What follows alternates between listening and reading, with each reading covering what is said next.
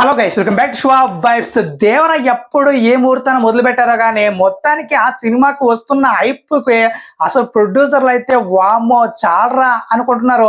అసలు ఇంకా సినిమానే రిలీజ్ కాలేదు, అప్పుడే డబుల్ మార్జిన్ తో ఎంతైతే బడ్జెట్ పెట్టారో అంతకంటే డబుల్ మార్జిన్ తో ప్రాఫిట్ లోకి వెళ్ళిపోయారు. అప్పుడే ఎస్, అసలు ఒక 300 కోట్లు పెడితే ఏకంగా 900 కోట్ల వరకు ప్రాఫిట్ వచ్చే విధంగా అసలు ఆ రేంజ్ వెళ్ళిపోయింది అనమాట ప్రాఫిట్ అయితే. సో మొత్తానికైతే రైట్స్ ఇప్పటికే దాదాపు 500 కోట్లకైతే బెంచ్ మార్క్ అయితే సెట్ చేసి పెట్టింది భయ్యా ఇప్పుడు దేవర మూవీ అయితే. సో మొత్తానికి ఎక్కడెక్కడ ఎంత పెట్టింది, సో ఈ శాటిలైట్, డిజిటల్, ఆడియో ఇలా ప్రతి ఏరియాకి ఎవరు రైట్స్ తీసుకున్నారు అనేది క్లియర్ కట్ గా మనం వీడియోలో మాడుకుందాం. సో మొత్తానికి మన ఆంధ్రప్రదేశ్ నుంచి మొదలు పెడితే మన ఆంధ్ర రైట్స్ అయితే మన సితారా ఎంటర్టైన్మెంట్ తీసుకుంది రైట్స్ అయితే. సో మొత్తానికి అయితే బాగానే కొనుగోలు చేసింది. అండ్ నైజాం విషయానికి వచ్చేస్తే ఇంకెవరు దిల్ రాజు మామ తీసుకున్నాడు అనమాట. సో ఇక్కడైతే ఇంకా మామూలుగా హైప్ అయితే క్రియేట్ చేయబోడు మన దిల్ రాజు అయితే. సో దాని తర్వాత మన నార్త్ ఇండియా అయితే ధర్మ ప్రొడక్షన్స్ అయితే తీసుకుంది భయ్య రైట్స్ అయితే. అండ్ ఇక దాని తర్వాత ఓవర్సీస్ లో అయితే అంసిని క్రియేషన్స్, అంసిని ఎంటర్టైన్మెంట్ అనే ఒక బ్యానర్ అయితే తీసుకుందనమాట.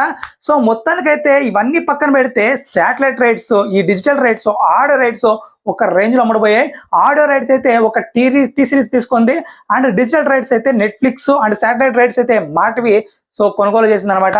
సో మొత్తానికి వీటన్నిటిని లెక్క చేస్తే ఏకంగా 500 కోట్లు మార్కు దాటిపోయింది.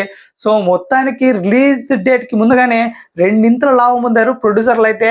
సో ఈ న్యూస్ అయితే ఇప్పుడు చక్కర్లు కొడుతుంది భయ్య. సో మొత్తానికైతే ఏదో విధంగా సో సినిమా అయితే సెప్టెంబర్ 27 అయితే రిలీజ్ చేయడానికి నానా సన్నాహాలు అయితే జరుగుతున్నాయి.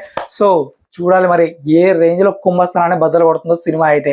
500 కోట్లు అంటే మామూలు విషయం కాదు. నేనైతే ఫస్ట్ అంచనా వేసింది ఒక 300 కోట్లకు వేసా. ఖచ్చితంగా 300 కోట్ల నుంచి 350 కోట్లు జరుగుతుందని. బట్ ఈ లెక్క మారిపోయింది. సో రిలీజ్ టైంకి ఏ రేంజ్ ఏ లెక్కలు తారుమారు అయితే తెలియదు. సో మొత్తానికి ఇప్పటి వరకు లెక్కలు అయితే ఇవి భయ్యా. సో మొత్తానికి మీరేమనుకుంటున్నారు, ఈ లెక్క ఎంతవరకు చేరే అవకాశం ఉందో తప్పకుండా మన కామెంట్లో తెలియచేయండి. And please subscribe to show of vibes.